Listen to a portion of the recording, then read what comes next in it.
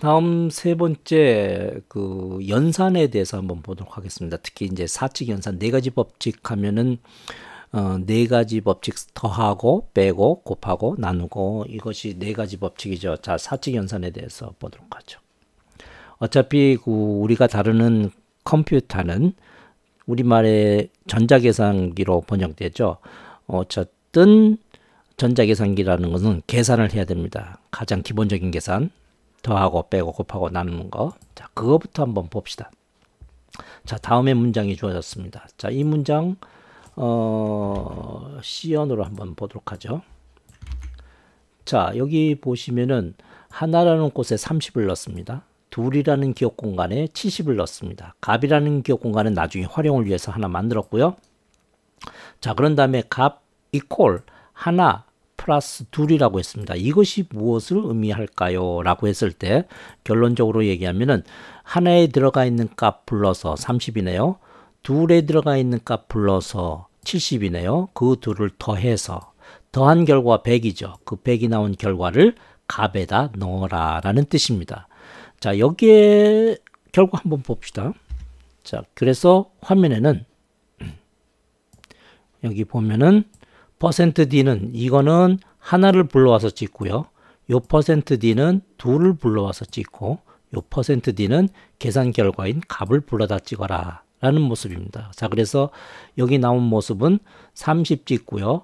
플러스는 그대로 플러스라고 찍히고 요거 둘의 값 70 찍히고 그리고 이 콜론 그대로 화면에 찍혔네요.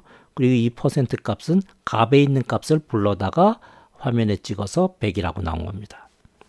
자, 그럼 이 계산의 형태를 우리가 한번 살펴봐야 되겠어요. 자, 그래서 뒤에 보시면은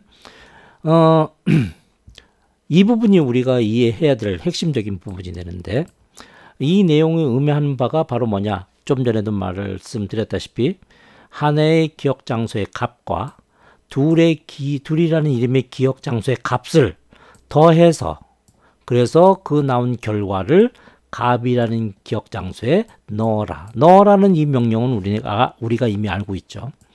자, 그랬을 때 실제로 우리가 원하는 것은 하나 더하기 둘 해서 결과를 값에다 넣어라 라고 한다면 그 말 순서대로 하면 순수하게 이걸 겁니다. 하나에다가 둘을 더해서 그것을 값에다 넣어라. 그런데 실제로 우리가 컴퓨터 프로그래밍 할 때는 이런 모습으로 우리가 이전에 얘기했었죠. 기억 공간의 이름, 변수명은 왼쪽에 오고 그리고 여기에 집어넣어 저장해야 될 값은 오른쪽에 오도록 해서 이퀄 넣어라라는 명령을 수행시켜라 라고 얘기를 한 바가 있습니다. 자, 그래서 그거대로 한다면 어쨌든 오른쪽에 계산해야 될 값이 오는 거고요. 자, 그래서 그거에 의해서 따진다면 어쨌든 이걸 더해야 되는 거니까 하나 더하기 둘 하는 내용이 이제 오른쪽에 올 수밖에 없습니다. 그런데 그렇다면은 값에다가 하나를 넣고 그리고 둘을 더하는 거냐 하면 그렇지 않아요. 왜? 이퀄하고 넣어라는 명령하고 더하라라는 명령이 있을 때 그 규칙상 뭐부터 하냐면 더하라는 명령어부터 먼저 하게끔 규칙이 정해져 있습니다. 따라서 염려할 필요 없이 넣어라는 명령하고 더하라는 명령이 있을 때는 더하라는 명령부터 먼저 하게 됩니다. 그렇게 되면 이제 값이 두 개 더한 결과값이 하나가 나오게 되죠. 그러면 결국은 이 모습이 되는 겁니다. 그렇게 해서 진행될 테니까 여러분은 걱정 없이 이 형태대로 여러분이 프로그래밍 코딩을 해주면 된다라는 거죠. 자, 그렇게 했을 때 몇몇 가지 우리가 조금 전에 우선순위라는 얘기를 했는데 그 우선순위에 대해서 고려해 봐야 될 사항이 있습니다.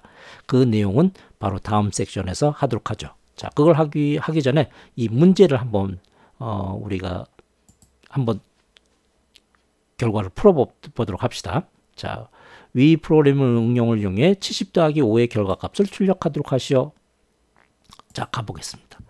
자, 70 한쪽에는 70을 넣고요. 한쪽에는 5를 넣습니다.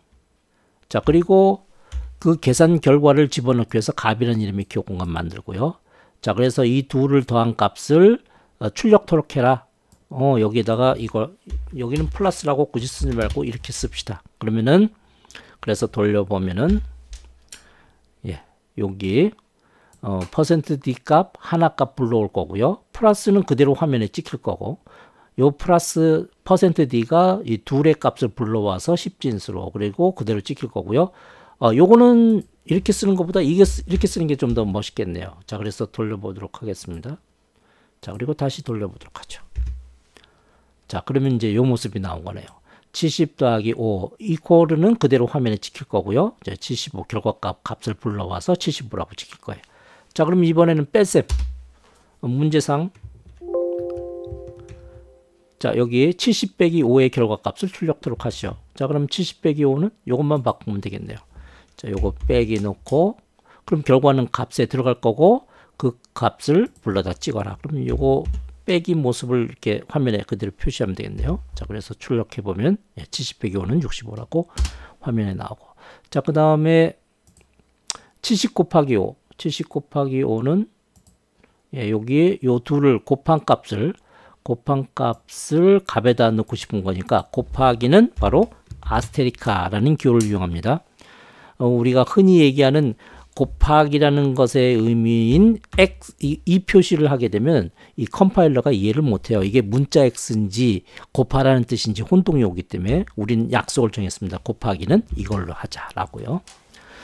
자, 그래서 하나 곱하기 둘 한 결과가 값에 들어갈 거고요. 자, 그래서 요거는 이렇게 표시를 해 주십시다. 이렇게 뭐 어차피 우리 눈에 보이는 거는 이 모습이 더 익숙할 테니까요.